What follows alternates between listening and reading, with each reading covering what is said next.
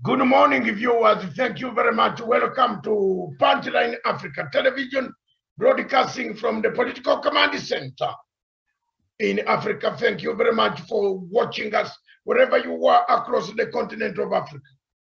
Yesterday, a coup took place in Burkina Faso. The younger men are not staying in the barracks at all. They are coming out and they are saying, no more democracy. You have spoiled democracy. What is happening to this continent of Africa? Good morning, all of you viewers. We shall view all this and other story. But today, Miriam has been going through the Kenyan version of story. I left it for her with Daniel to struggle it out, which way the earthquake took them.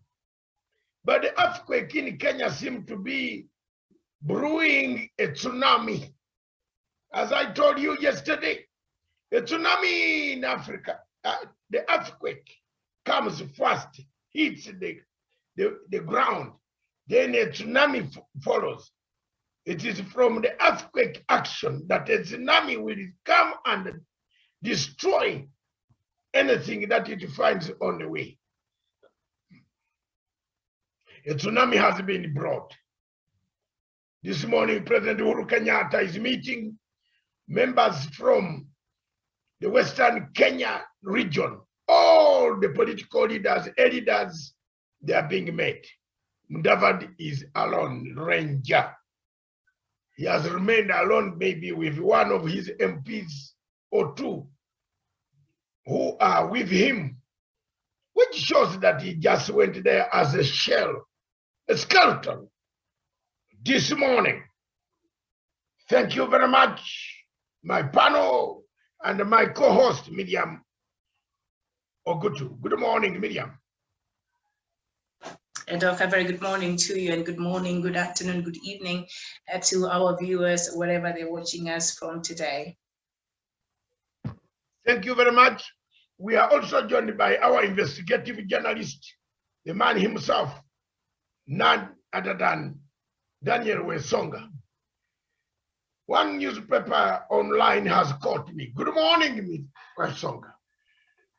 A very good morning to you, Dr. Matsanga David, from our Political Command Center. Good morning to Miriam Ogutu. Good morning to our viewers here in Kenya, East Africa, Africa, and the globe at large. It is my pleasure to be on the conversation. Can I call you buy one, get one free? Good morning, really Mr. Buy one, get one free. No, we agreed to leave that to the toothpaste and baking soap. I'll refuse to go by those standards. We shall not follow those who get bought by one free. This morning, thank you very much. Daniel Wesonga from the Western region of Kenya does not want to be called buy one, get one free project. Wow. It is very bad. One newspaper is called Opera News. Is it Opera News?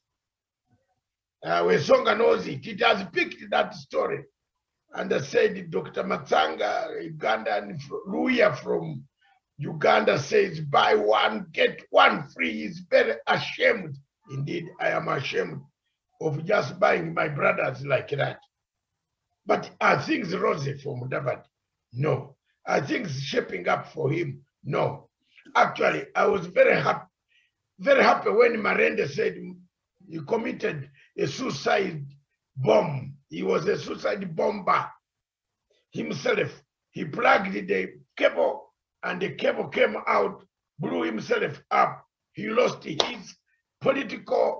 his father must be rolling in the grave because Mudavadi was never a man who could allow a corrupt person to sit near him. That's why President Moi trusted Mudavadi. He was a minister of local government. But the most powerful man in Kenya was the minister of local government. You touch the property of the local government, that Mudavadi, the father of this Mudavadi, will lock you in. He doesn't need to seek permission from Moi to go in. So the father must be regretting why he left much earlier and left the son who has become a Shamba boy. Okay, let's look at Mr. Shamba boy. Can we call him that one, Wesonga? Daniel, can we classify him as Mr. Shamba boy of Karen Gardens? I'm being reliably informed that he has gone into the league of being a dishwasher, just like Halwale. Oh, no. But I'm told Karwale is thinking of abandoning the ship.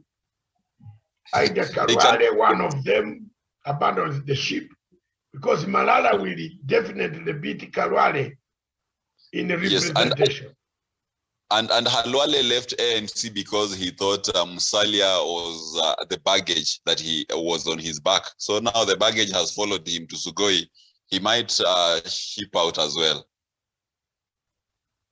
Thank you very much. This morning, let's look at the fallacy analysis. The fallacy of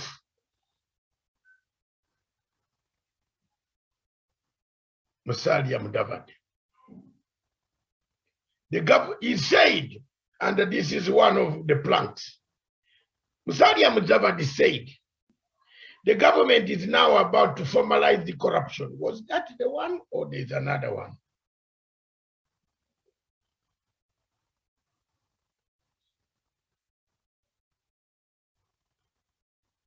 Oh yeah, that is a different one. The budget is now about to formalize the corruption through budgeting to steal. We have allowed the criminal mind to take over the budgeting process. It budgets for corruption. That is not true. It is laughable that an NC leader can stand on a platform. I think this one, I mixed it with another one. Didn't we do that one yesterday? We did agriculture, government about formalizing. Yes, that is, yes. Today, the plank goes to the funding of Mudavadi. Who is funding Mudavadi? Who has paid Mudavadi money for him to come boldly? Who has put money in his pocket?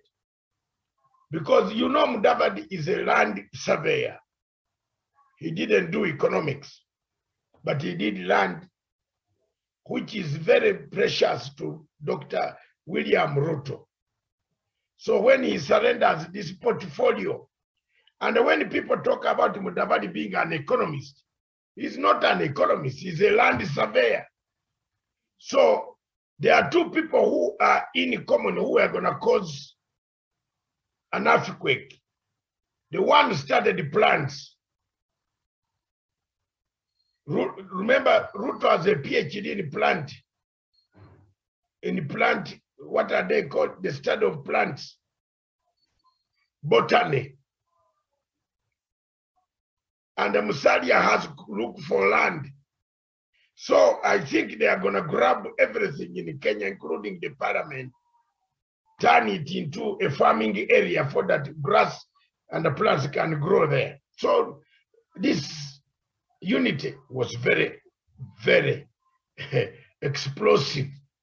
So let's see how it works out. But let's look at another source of income where Mudavadi is getting money. Put on that video for George Soros, and we take time, all of us take notes on the day George Soros, just for a few minutes, then you'll see what I'm talking about. And I want you to tell me one thing which is common in that video. One thing which is common with George Soros. Wesonga, I will ask you at the end of that video, Aja and Miriam. So let's go. Is the video ready?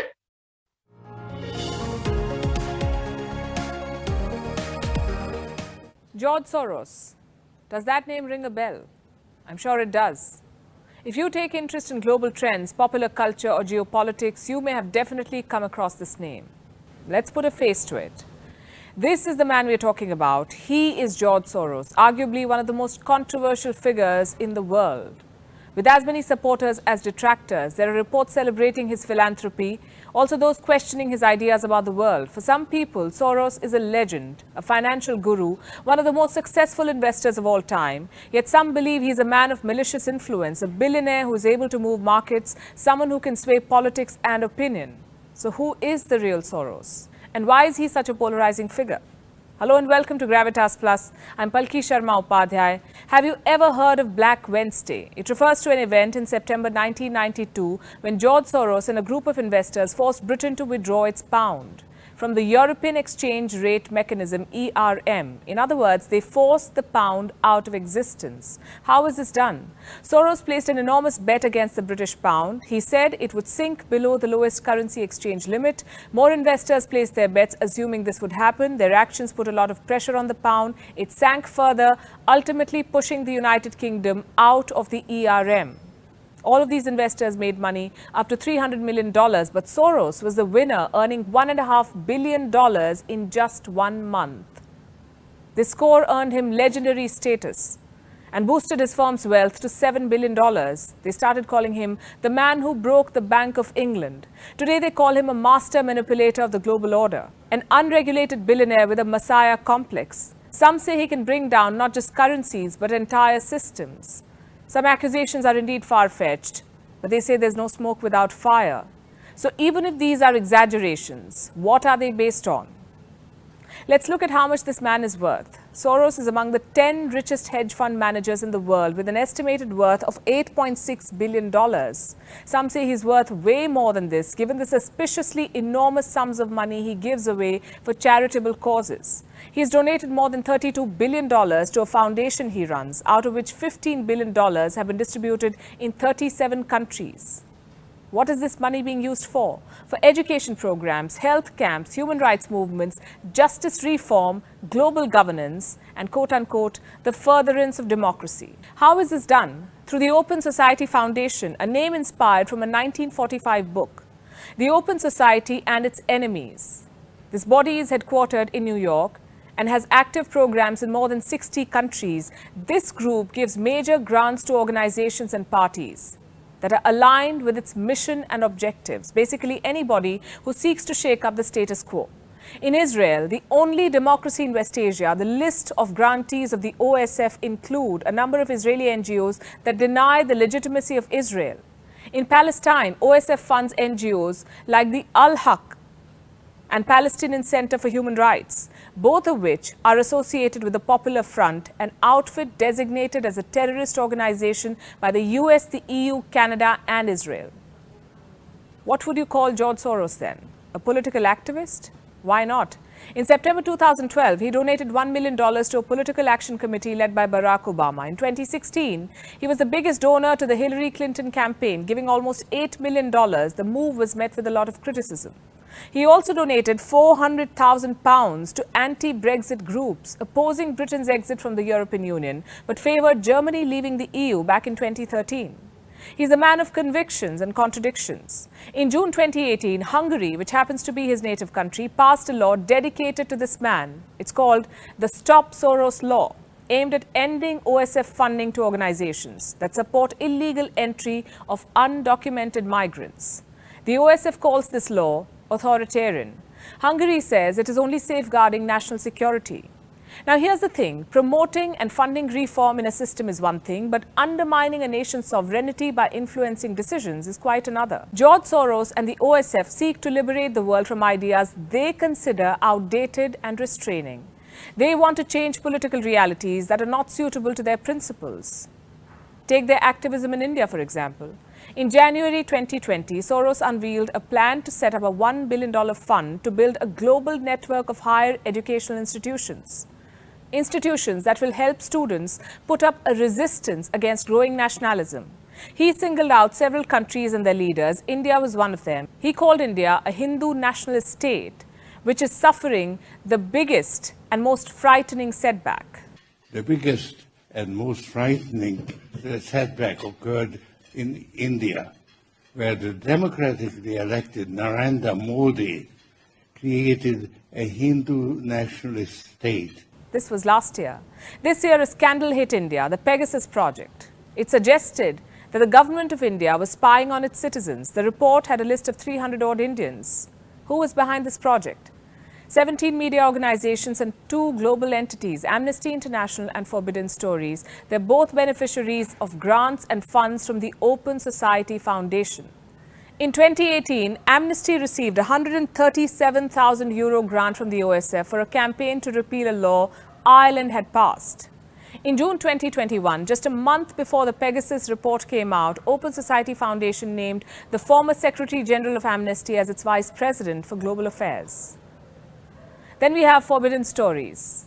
It has been proven to receive funds from the US State Department. And guess who do they feature as a supporter on their website? The Open Society Foundation. Here's something else that you must know. Sherpa, a French NGO, which is a persistent litigator in India's Rafale deal with France, has also been a recipient of indirect funds from the OSF through a third party. Simply put, a revolving door spins between these NGOs and the offices of George Soros. The same goes for media organizations involved in this project. The Media Research Center, an American media watchdog established in 1987, says 30 American news organizations have links to George Soros, and most of them were part of the Pegasus project. The project itself is under investigation in many countries. At some point, India too will have to specify its position on surveillance and clear the air on whether it uses softwares like Pegasus. In the meantime, can this nexus between news organizations and George Soros be ignored? Can these links be dismissed as a baseless conspiracy theory? I don't think so. A billionaire is using his power, influence, and yes, his money to make media networks shape narratives across countries and to go after establishments that don't match his vision of the world. Is Hungary, the birthplace of George Soros, the only European country that snoops on its citizens? It was the only one out of 44 European countries to feature in the Pegasus list. Where are Britain and Germany? Where is the United States, the biggest snooper of them all? Are we to believe no one is spied on in these countries? That said, Pegasus is just one piece of this puzzle. The Western media, in cahoots with organizations like Open Society, have had a long habit of cancelling the so-called third world countries, countries like India in particular. They see India as a metaphor for intolerance, orthodoxy, ignorance, poverty. Let me show you a few examples of this cancel culture. August 2019, when India revoked Article 370 in Kashmir, the New York Times said, "Bloodshed is all but certain." Note the confidence with which this assertion was made. It's been 2 years. What happened to their prophecy? The BBC, its terminology on Kashmir, IOK, Indian Occupied Kashmir. Would they call Northern Ireland British Occupied Ireland? Not in this lifetime. The trend is evident. India is seen through filters of bias. Reports based on conjecture indulge in fear-mongering. The idea is not to convey facts or developments. The idea is to validate and propagate prejudice. Why is that only certain points of view from India get featured in opinion pieces? Why are writers selected based on their position against the current dispensation? Why are only organizations with a certain leaning made part of global investigations? They accuse others of bias. What about their own? Look at this headline from 2013, when at least 24 American journalists were given positions in the Obama administration. This included the managing editor of the Time magazine, the national security editor of the Washington Post, a Los Angeles Times columnist, a reporter from the New York Times, a political producer from CNN, and many others, some of whom are also part of the Biden administration. It gets murkier as you dig deeper. There's certainly a nexus that operates to alter political realities the world over, a nexus that runs from the political corridors of liberal powers to the many offices of the Open Society Foundation across the world. And every time this nexus is called out, its ecosystems go on a one-sided rant devoid of facts. Here's wishing them a busy weekend.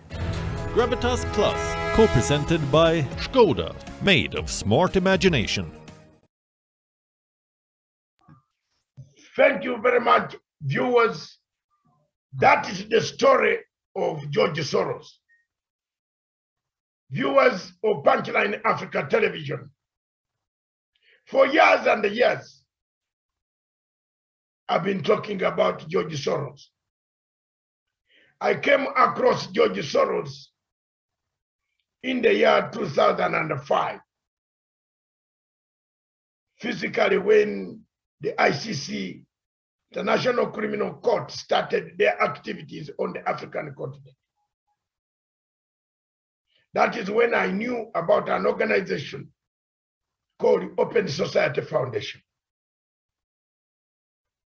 I want to ask Miriam and Daniel, one common thing that you have seen from that video. Let me start with Daniel. Oh no, Miriam is here. Let me start with Miriam. What did you, just get randomly, say what you, don't talk about the material. What did you see from that video? Forget about it, what she talked, we are coming to it. But what did you see? I was not able to see, Doc. I was just listening from what was playing on that side. And we're not supposed to talk about what she said? No, we are about to. But this, yeah. What did you see? I think she shared a couple of things that are already a matter of public. What you saw? Just I was just listening to the okay. Audio. So Daniel just hold on. Then you are coming. Wesonga, what did you see? What I saw was an epitome of chaos everywhere. You know. Okay, let me give you a clue, my people. The yellow color. You can't say that. Send the video to Miriam direct to her phone. Look at it, the yellow color, the yellow color. Look everywhere, everywhere. Where George Soros gives people, he goes by colors. That is one doctrine you must learn today. In Kenya, Mudavadi looked for a yellow color. Ruto through Sungoye, Abraham Sungoye, Korean doctor who worked for him, they chose a yellow color. In Zimbabwe, you are gonna be shocked. Mr. Chamisa got the funding this year. It is the yellow color. And I will show you another country. And I will tell you why it is a yellow color. And I'll tell you, you know, Miriam, my dark intelligence systems in Europe can give you what you want. And they, believe me or not, the yellow color is the meeting point.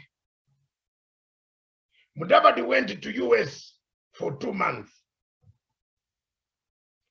Mudavadi originally had that party. Remember, Daniel had a different color. And then, yeah, there was a different color before. ANC had a different color, not that. But Mudavadi has been quoted by the American NDC. You remember that NDC, they were called by the Obama group, Johnny Carson's. Who funds Johnny Carson's? George Soros. Abraham Singoye worked for, during the 2007, 2008, 2009. Abraham was on a recruiting base for witnesses for the ICC. Actually, he was a mission, one of the ICC and Open Society Foundation. Does it shock you as a person who looked at the video? Even the color the Indian lady is talking about is yellow. Britain, when Britain wanted to get out of Brexit, what color was it? Show me, tell me. Demonstrators had which color? Yellow. Miriam, have I given you what you want? They had yellow. Look at the pictures, they're there. Ukraine.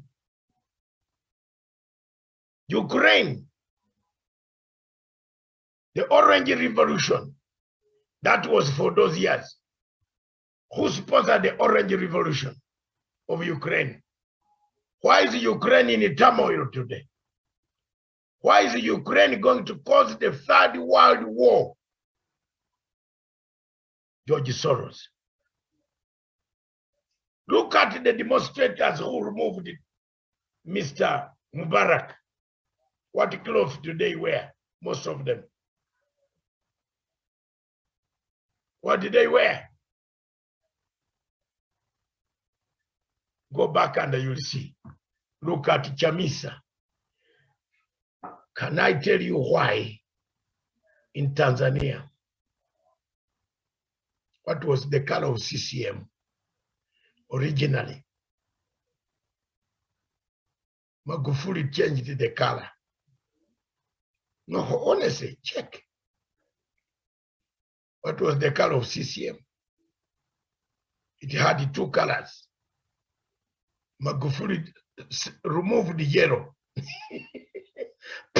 and then remained with green, pure, for CCM. They went to Uganda. Someone in the NRM secretariat said the Bazungu are very good Bazungu because President Museveni thought they are businessmen. Because George Soros has got a banks across the world that lend money. They gave them a condition. Or look at the first color of the NRM. It wasn't yellow. If you think, Miriam, I'm telling a lie, can I look down a bit and then you check? Just type there, color, 1998, what was the color of NRM? 2000, what was the color? It wasn't yellow.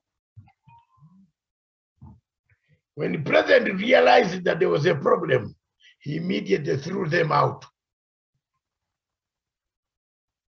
But they had already taken the yellow color and warned because they were funding both. Look here, they were funding Besigye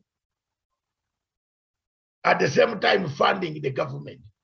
So on the government, they were talking about the business and the lending Uganda money. But at the same time, disorganizing the French. Have you seen the French operations in Africa causing chaos? What did I predict here? Anybody who thinks I talk. No! What did I predict here, Miriam? I told you. How many countries by 2022? How many will collapse in Africa? Hallelujah! Hallelujah! Hallelujah! I said by 2020 and 2022, almost 20 countries will go down. The French territory is gone, is going. The fire that has caught in the West, even Nigeria will have a coup. Very shortly. My mouth is very bad. Buhari, please. The amount of international intelligence, as a student of international relations and amount of international institute, I'm a member of the Chatham House and the International Institute of Strategic Studies, life member. I can tell you Mudavadi cannot become a president. I can tell you, predict. We do, forecast. So let people not think. That American professor, Wolf, is it Wolf? He studied, he's one of those chapter of International Institute of Strategic Studies, the US chapter. He has released another opinion poll. Have you seen it now? Miriam, have you seen the opinion poll? You must have seen. Have you seen it? Yeah. So, in a nutshell, Miriam, as I bring so that we can discuss. In 2015, George Soros sent a group to Kenya. It was brought by Professor Makau Mutua. The group landed in Mombasa but not in Nairobi. They toured their projects in the country. They finally came, they wanted to meet President Uhuru Muigai Kenyatta. That time, President Uhuru Muigai Kenyatta was a very busy, not 2015, 2015, it's true, they were wearing the same ties, the same shirts, and the president must have smelled something that made him not meet George Soros people. But because of Singoye Abraham Korir, who worked with, because for me now, where I am, Miriam, look at my eyes. Should I hide some things? I must tell some things to help Azimio, La Umoja. So if I don't do it here, no national television is doing it. So we can't keep quiet. This executive director of Open Society Foundation linked up with the DP's office. They had 7 hours meeting that moved from the main office in an annex building to home in Karen for dinner. These are facts. You can check the telephones, you can check the CCTVs. The discussion was business. The business was split Safaricom into several, under Kenya Telephone. There is that main plank of Kenya Telephone, you know, what is it called? Help me, you people also. The Kenya Telephone, that main one that gives Safaricom even the lines.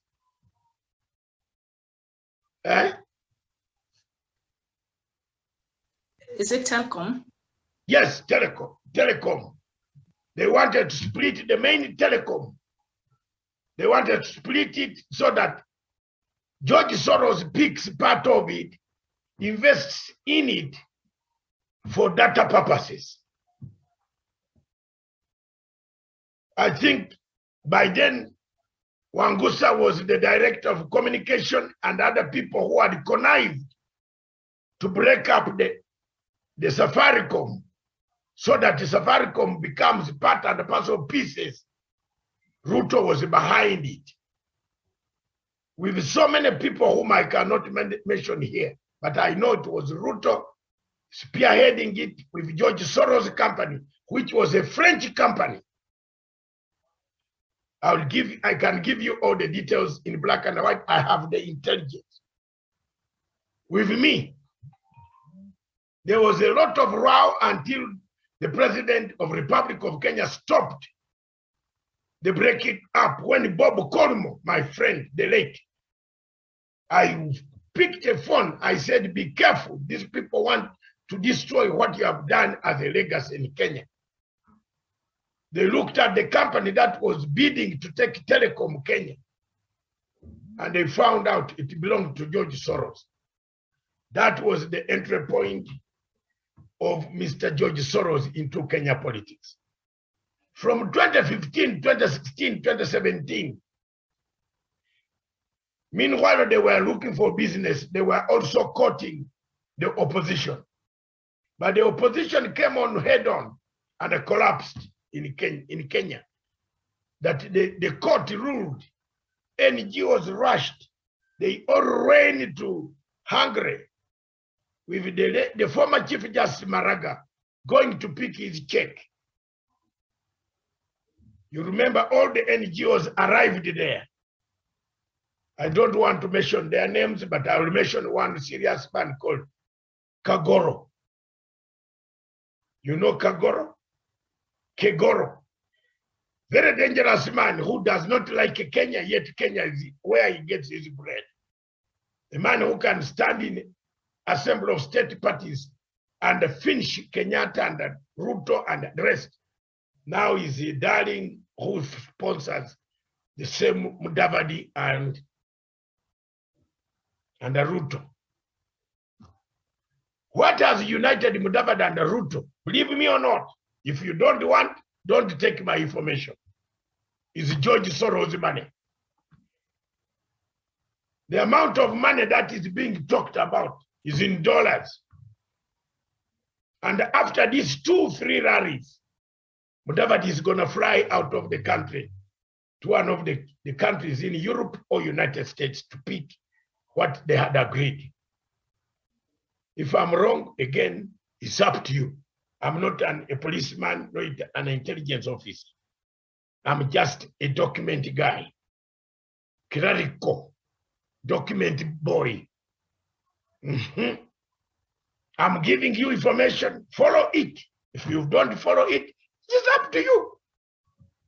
I'm a Gentile preaching to the Jews. After that, all what you see now, this rose up and down, that's why Mudavadi is not even pressing to become a running mate. Despite the fact that he was a vice president, he's settled. You have seen the news, he has already settled for anything. Even if going to wash plates in Karen, he can't take it. Because the money is already arranged, guaranteed. Human beings, when they look at money, they claim to be clean, but they move very fast to grab it and then come back to lecture to Kenyans that they are honest. Mudavadi is not honest. It is Mudavadi's era that we had a lot of scandals of economy. The economy went down during Mudavadi's era. Mudavadi should not lecture anybody on economy. Even you see, the whole thing went too hard that time, Miriam, you were still young. The economy was manned by Indians, that everybody wanted to produce a child with an Indian. Oh, name the name Patel. We almost named the Patel. Every Kenyan, I remember I was here. Yes, in the 80s, everybody, hey, if you don't meet some Indians in this country, Patil, who, Surai, there are so many of them, you are not worth it. If you are not seen having a drink in this hotel opposite Central Police Station, you are not worth it. If you are not seen, I'm lucky at that time, Kirubi was the general manager of Kenatico. As a general manager, he could give me, when I come here and I was also in the President Obote's entourage as a PA. So we could hire cars and then you can have a chance to meet one of the Indians. And if you meet him, they are the people who do the deal in a few minutes. Mudavadi flourished out of that and made money. I'm deconstructing Mudavadi because he told ukweli iseme tuwache kudanganyana. Today I've got it correct. Ukweli iseme. Mudavadi never made money anywhere. He accumulated it from Indians and Asian friends. Plenty of them. I cannot mention their names because there is no record of them having done anything wrong yet. But now that he has come in front to criticize others, other people are going also to bring. So from there, Miriam, I want you to take the point that today's story and the editor's memo looks at George Soros' role in the current opposition of Ruto against President Uhuru Kenyatta in this country. I submit to you that the color yellow is now the color that is spreading around Africa. I submit to you that even in Cameroon, there was a color yellow when people were dying yesterday. I submit to you that when in Zimbabwe at the moment, where Boniface Mwangi was yesterday in Zimbabwe and the other day inaugurating Chamisa with a color yellow, don't be shocked. I submit to you that the talk was a revolution and You saw what exactly they said. There will be a revolution in this country. I submit to you, therefore, that given all this, there was something that we should not ignore. A yellow ribbon revolution behind the scenes of Hasora.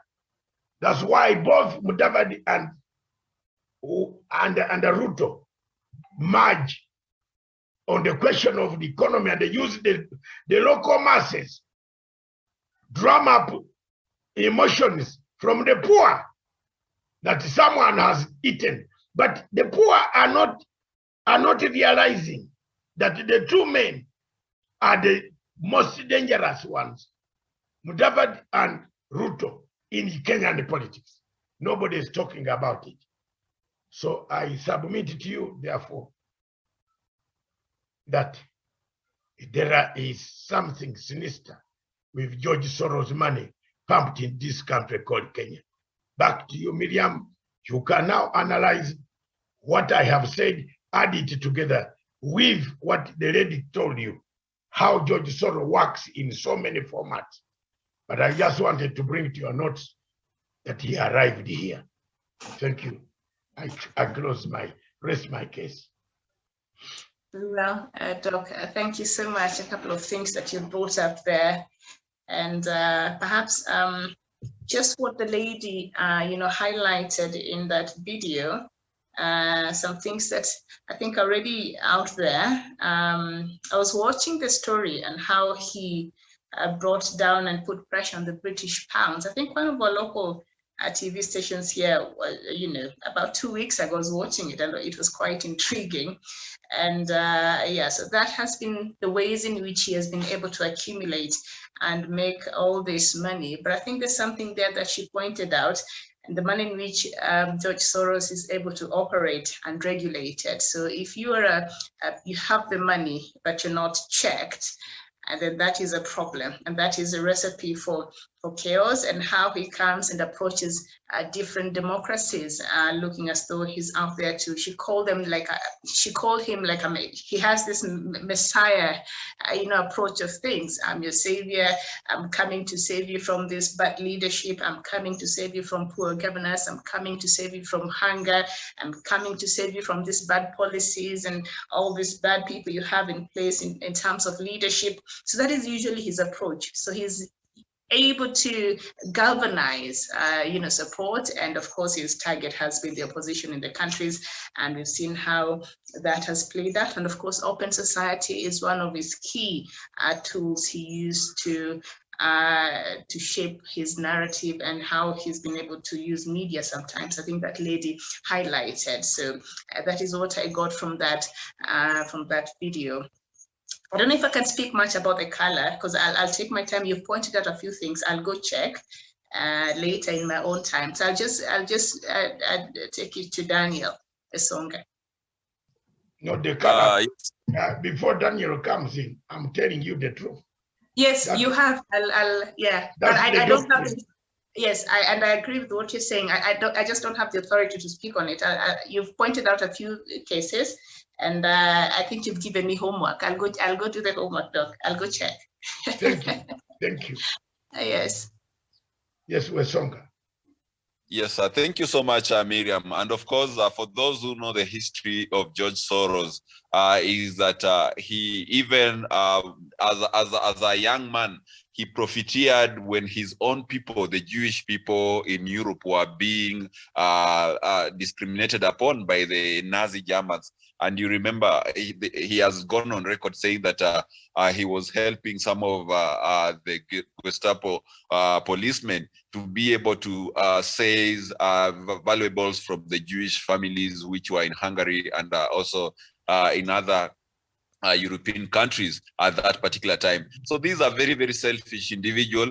A person who thinks that the world should always go by his rules and his perception of the same world, just like the lady narrated there. And this is what Dr. Matsanga has been saying, that if George Soros wants a certain leader out of power, he will actually pour his money in sums so that we have a regime change in that particular country. He has been doing that for the longest time in the US by supporting the Democratic Party presidential candidate. He has done that in a number of European countries. In fact, one thing about George Soros is that he's not even allowed to step in his own home country because of the activities that he has been perpetuating over the years, the activities of sabotage and regime change. And therefore, he's not his persona non grata in his own country. And over the years, this is a man who has been sponsoring acts of terrorism in terms of inciting people against the state and funding violence in anticipation that this violence will initiate a scenario of instability so that a regime change can occur. And that has affected so many African countries, so many Arab countries, and the monies has always been channeled through the Open Society Foundation, which actually he started it as a hedge fund. A hedge fund is a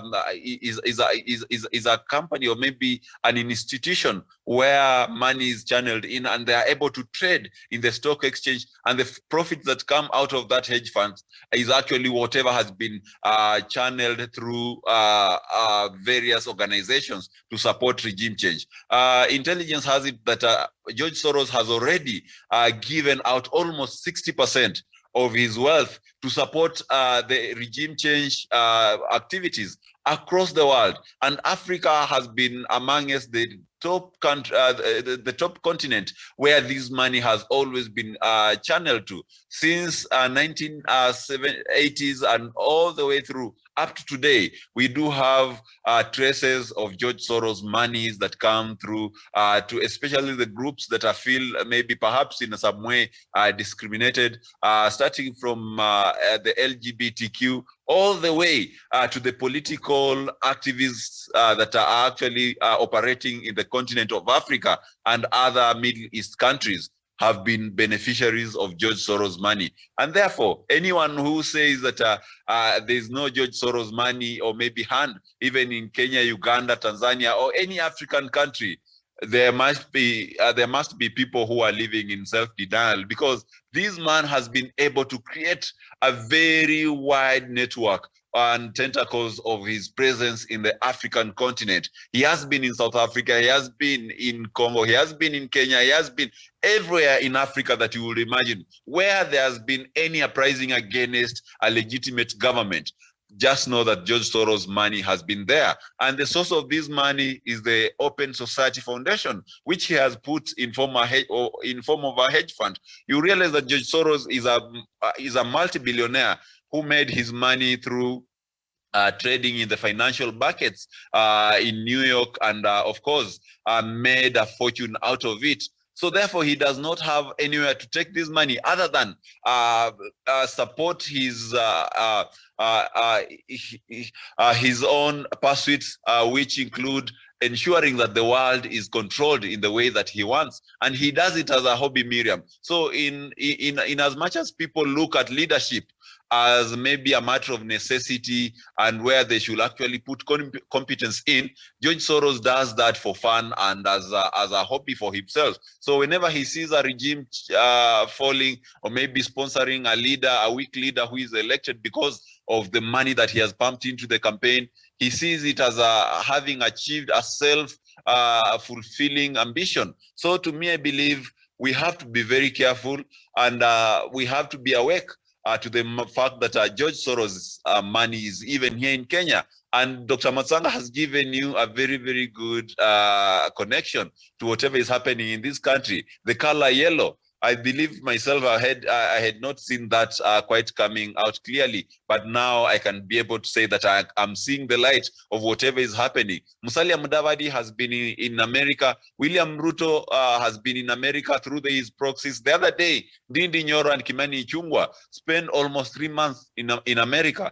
And we know whenever they are there, they are going to meet the directors of the Open Society Foundation. We also have people like George Kegoro, who run the Open Society Institute, which is an affiliate of the Open Society Foundation. And all those monies actually go to the political players of these countries and all the civil societies which are aligned to the objectives and the goals of the Open Society Foundation all world over. So therefore, Miriam, that is the greatest risk to leadership in Africa. And if we do not accept the fact that George Soros' money is in Africa, then we are living in denial. As I meet Miriam.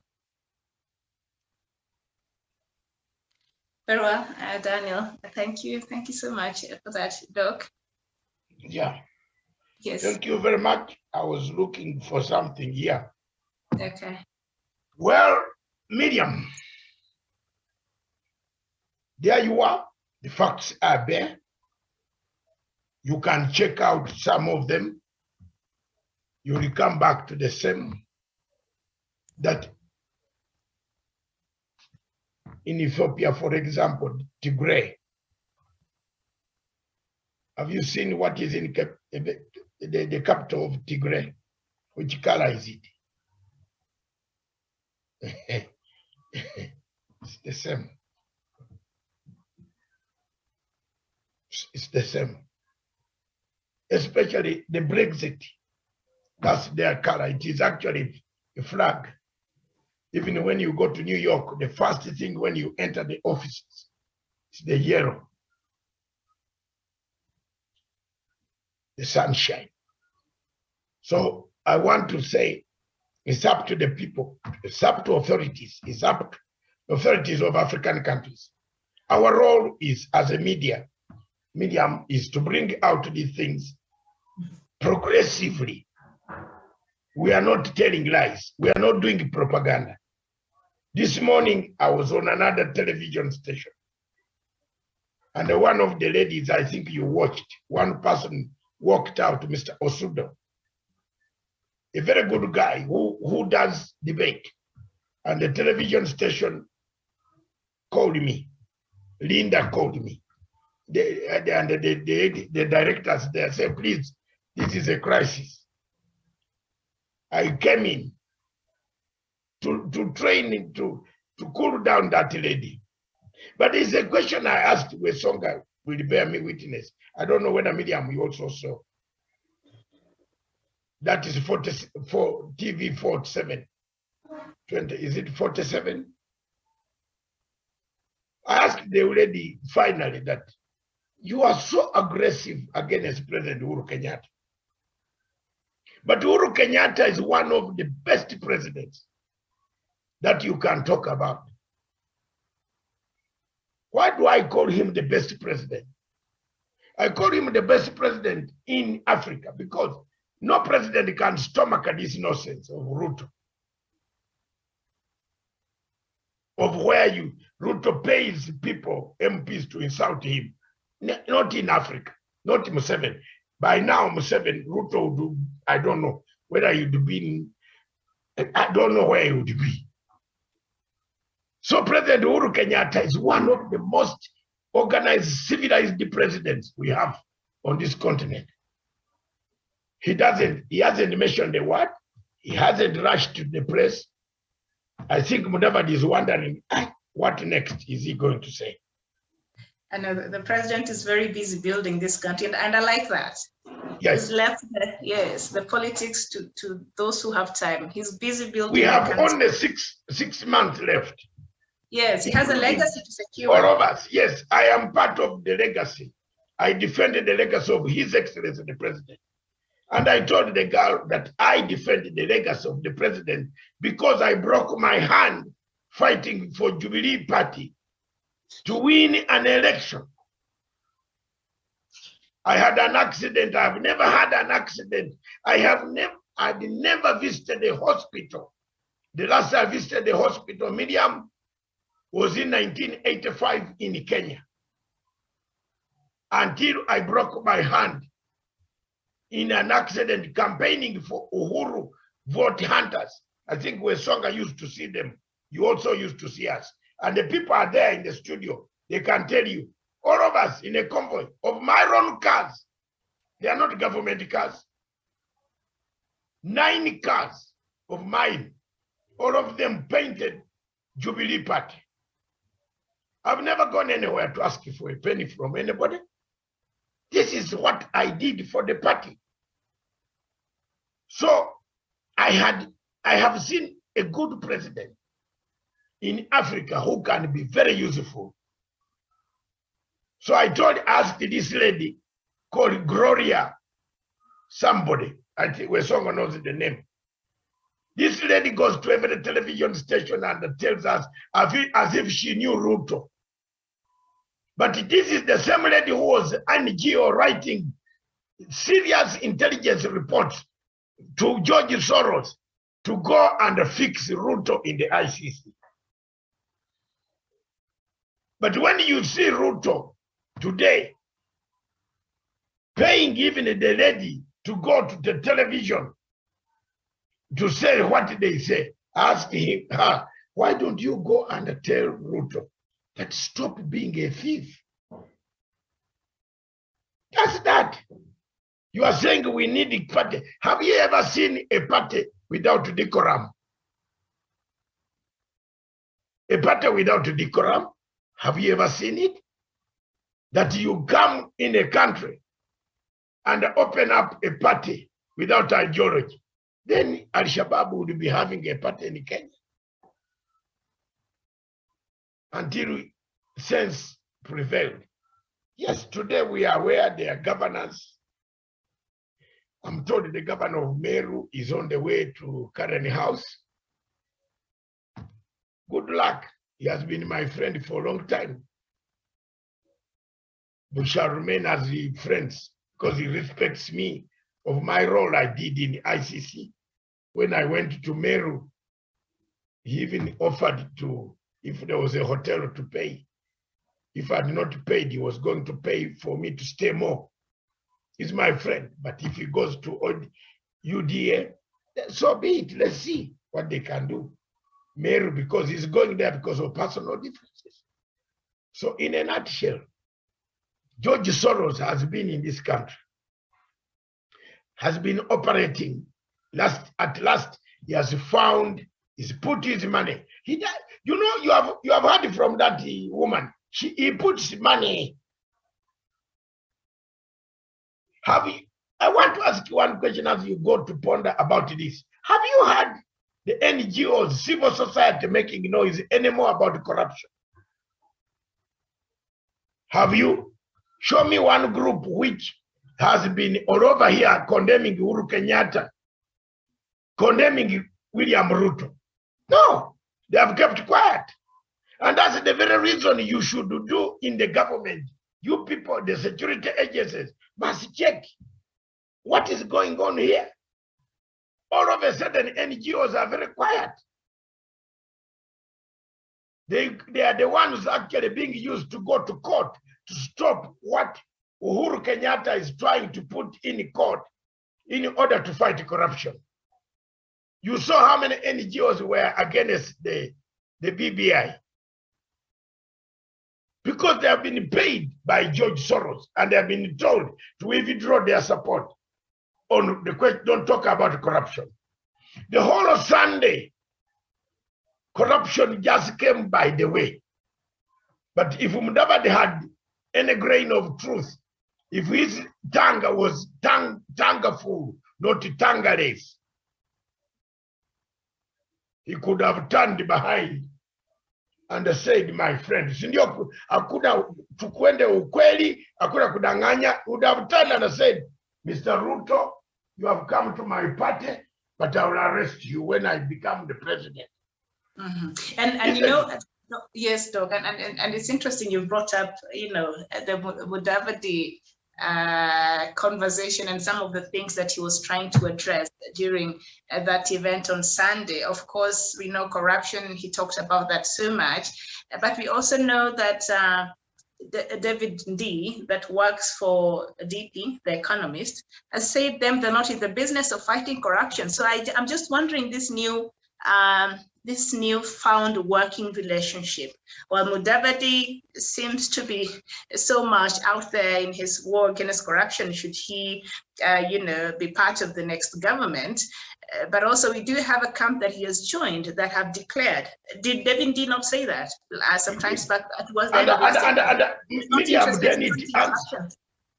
You are right. It answers the answers I've given you today can now make you stop wondering anymore.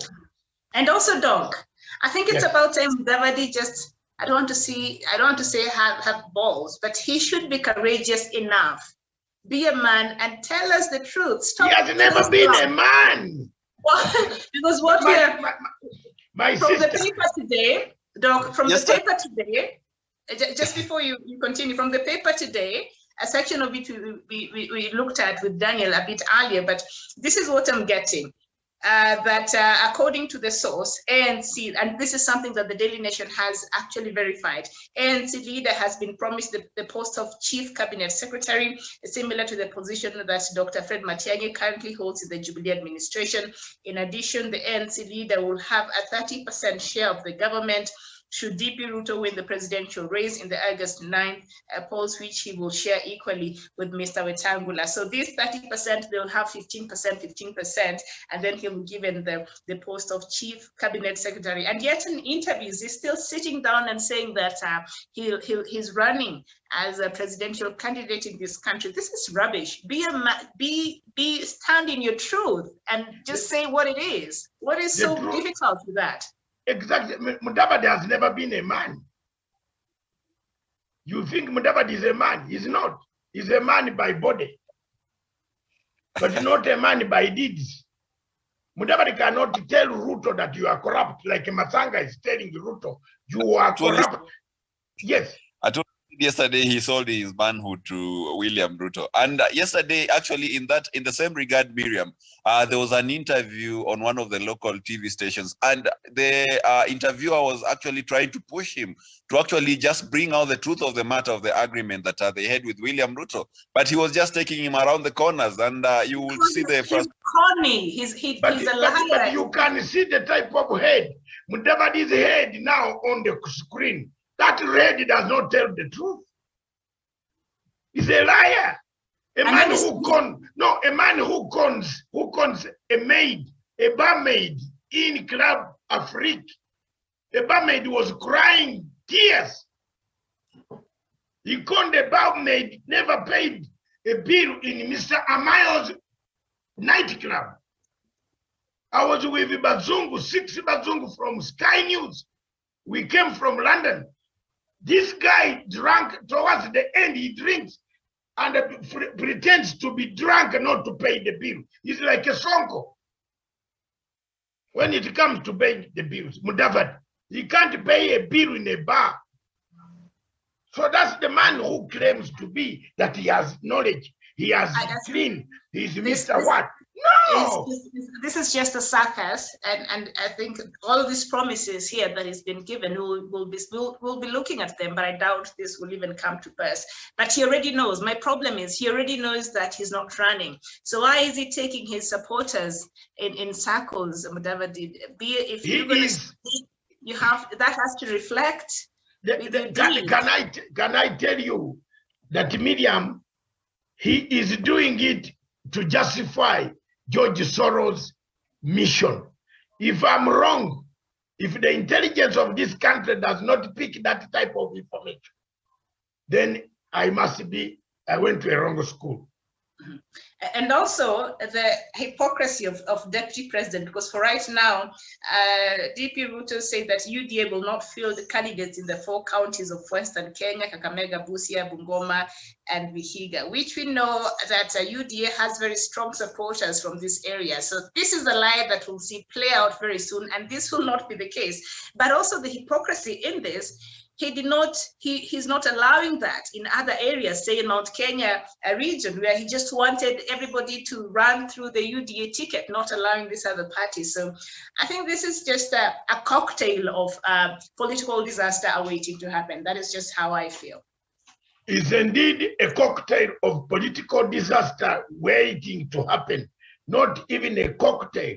It is a catalog of difficulties of cocktails. You add all those words that have a problem. It's a circus. It's a circus. It's a circus. Yeah. It's a fiasco. You know, this is all. I don't know. Kenyans, it is your country. I am a Jew. I'm not a Jew, but I'm a Gentile preaching to Jews. It's your country. And I've told you the truth. This, you know why Ruto cannot say? Because they have you seen Chamisa? Chamisa cannot even say, I like the government, but he's exporting flowers. And he's earning money from the flowers. He's given a tax return, which he pays in the Zimbabwe Revenue Authority. Then he said he is not exporting any flowers. So we got the tax return. The government gave me. I put it in the newspapers in London. Then they had the followers. Now, the chaos started. Miriam, I'm telling you, MDC said, you told us we should avoid Mnangagwa's farms when they partitioned them. Yet you are exporting flowers to Britain and the Netherlands. How about this tax return? It is coming from the Guardian that you pay tax for flowers. That's tactics of Mr. George Soros. The yellow color has appeared in Zimbabwe. And if you think, Miriam, before I think I think me and you, we took over. Wesong had something you wanted to say. Go ahead, Miriam. Wesong, as I look for this most deadly, the last information on George Soros is here, which I am sending to Stephen. Wesonga. Yes, thank you so much, Miriam. I think I agree with Dr. Matsanga. And I've just seen in one of the breaking news that William Ruto, Musalia Mudavadi, and Moses Wetangula are planning to have a mega rally in Nakuru on 26th. That is what Dr. Matsanga has been telling us. You know, they have to operate from the same podium since their financial is the same. Now, saving on cost, there's no way we're going to send money, maybe perhaps to Moses Wetangula, Musalia Mudavadi, and William Ruto separately. So to me, I believe that is a well-scripted move, and that is how they're going to move. And I expect in the Nakuru mega rally, I had some kind of intelligence yesterday that Martha Karua is going to join them as well. So these are all George Soros surrogates, and that is what is at play right now. So those who love this country should be very, very much worried of this money which is being pumped into UD and the section of One Kenya lands through ANC, Ford Kenya, and maybe NAC Kenya. So to me, I believe, Miriam, the election that is coming on August is all about the patriots who want to preserve the state of Kenya and those who want to side with the external interferers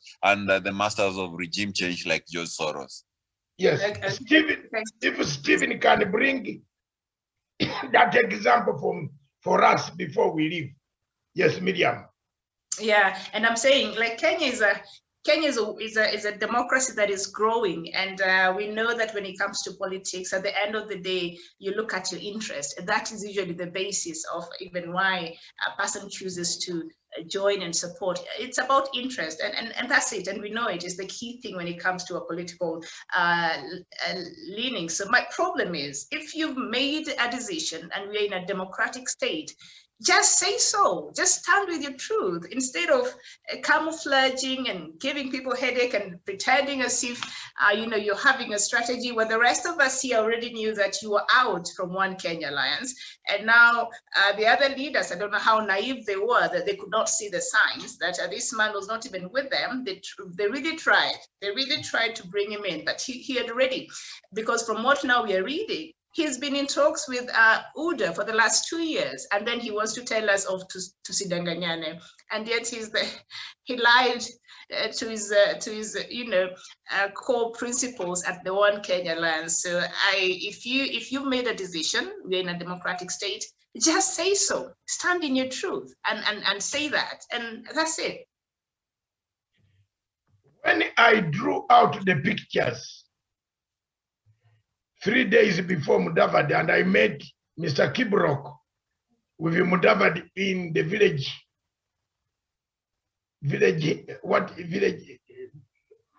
market hotel. They tried to hide under the table, but I had seen them already with a bag that had brought dollars. Kibrok is a rapist who raped the minister's daughter of Chelugui. You remember that guy who raped the daughter when they were sleeping in this room? Then he raped the daughter.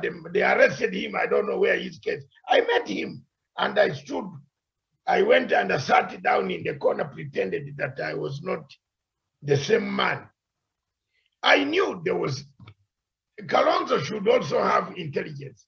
Wetangula, not even Wetangula, these guys should have Moi. Gideon Moi has money. You should deploy, if you are going to do politics, deploy a unit that always goes ahead. You don't wait to be ambushed in bombers of Kenya. Mudavadi is not a man. From the head, you know, he was being, we took pictures from his baba. We took, you know, when we are journalistic, we want to, you pay in Miriam, in journalism, you pay to get the access of your information. You have gone into several missions. If you don't give your middle person. Doc, that is, it's usually legal. It's not encouraged, but sometimes you have to do it. Paying for information is not paying for information, but you must have your middle. There is a word for. Yes, you can facilitate. You can facilitate the transportation and all that, but not pay for information. That is illegal. For example, when we went to Israel in Haifa, we had a man who was helping us to get visas to go to Lebanon. And when this man told us that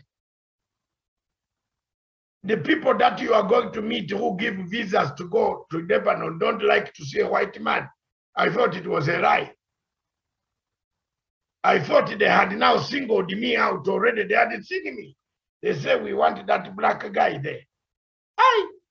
So when our middleman came and said, the passports agreed, they will give you the visa, but they want doctor to come with us. Miriam, the decision to go, not to go. But you have got, as you are rightly saying, you have to be a man enough. The Stuart Ramsey, who is now currently in Ukraine reporting, said, David, let's go back home. I said, but we need visas to go. We have wasted a lot of money. Stuart Ramsey said, no, we are not allowing you to go. What do we tell your wife in London and the children? Because they are my friends. I said, no, don't worry. I've been in this situation in the LRA before. When I went there for peace, they threatened to kill me. But I said, I've come here for peace. I will go. I went 2 days. No phone, no communication. But these guys reported to the British embassy. So it became a very big case. They were arrested. Why they allowed me to be kidnapped during that time. And that, you know, at that time, the Israel Tomahawks and the Katyushas were exchanging each other. I went. I'm telling you the truth. This is a true story. I've kept that passport very clean to look at it. I said, is this the passport that makes the people fight in the whole world? So after 2 days, Miriam, I emerged with my visas. So I came to the hotel and found Stuart Ramsey. They had been arrested by Mossad. So now that's another battle. I had to go to the police station in Haifa and tell they are there. Then they also arrested me. How did you go there? You have risked a lot. They were saying they were arresting us for safe custody, safety. And I showed them, someone said he will give us visas, and we are going into Beirut. And there is no other place where we can get a visa straight from London. There is no embassy. They closed. And the medium, that's where we are. So the point you are making here is you must be a man enough to take, even I can see his interview has been going on here. He's still telling lies. And then he has the authority to stand on a podium to call Raila a liar. He has no moral authority to do that. He has the audacity, but he fails in that regard, I think. I don't know, but Kenyans love, Africans love thieves because they share. You can see a woman like Martha Karua, who has built her record straight. Now she has been touted as one of the running mate women from Kirinyaga. And she is happily going to attend. I saw my friend Kabogo, who is a great friend of Uhuru Kenyatta. I don't know how he's going to tell President Uhuru Kenyatta that we're happy, we are still friends. He was there praising Mudavadi. Interesting. And this is Kabogo who broke the door when they had given me and judge me. I don't have anything more than that to say. I always maintain my slogan that as a Gentile, I have very little to say, but only to quote the Philippians letter, chapter 3, which you read, and I think, Miriam, you have found something there. But that is it. That's art. George Soros' money is here. Don't have a doubt, Miriam. You are saying you don't know why. It is that. That is how they are playing it. If it is not coming through Uganda, through another account, why they are going for a rally in the border, where the money will be walked through with bags and they go to Sungoi. By next week, you will see what Angola also calling a delegates conference. Because they have the money, free money. So that's where we are now. That's the state of Kenya. Nobody is thinking about even. There's this article I wrote in the morning about witness P OTP 0743. Wesonga, it is a sad story. But now, people don't understand the criminal law. You have no, at that time, they were on a summons, but this one was on a warrant. So anybody who is implicated in this warrant issue, the issue where a warrant was issued, is also given a warrant of arrest. So that's where we are now. I think, thank you very much, Miriam, you have gone. And whether you are still there, I want to end up. Daniel, thank you very much. Thank you, Miriam. We have done our best. We have given out information. I was surprised to see that so many people use our clips. Daniel, so many people use our clips later. And yes. I encourage the media to pick, because some of the clips that I've seen on someone from London was saying this is very good job that you have done. I want to thank you very much, all of you. God bless you. This is Punchline Africa Television, broadcasting from the Political Command Center in Africa. This station is for Africa, with Africa by Africa. Shah.